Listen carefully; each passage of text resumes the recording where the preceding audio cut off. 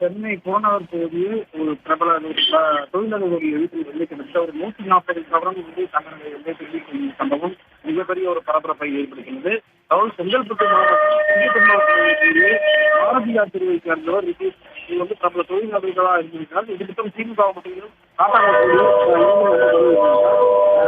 பாரதியார் தெருவில்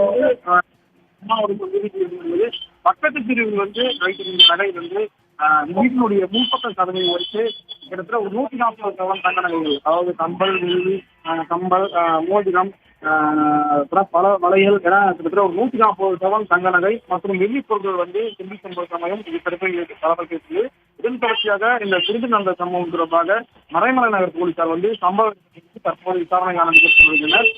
இருந்தாலும் கூட கைரேகை நிபுணர்கள் வந்து இன்னும் சற்று நேரத்தில் வருகை தருகின்றனர். இன்னும் கைரேகை நிபுணர்கள் வந்திருக்கிறதான் வந்து மர்ம நபர் வந்து கொள்ளையடித்த குற்றவாளிகளோட கைரேகை வந்து சேகரித்திருக்கின்றனர். சென்னை புறநகர் பகுதியில் வந்து கிட்டத்தட்ட ஒரே நாளில் வந்து 140 சவரன் தங்க நகை திரும்பி சென்ற சம்பவம் மிகப்பெரிய ஒரு பரபரப்பை ஏற்பட்டுள்ளது.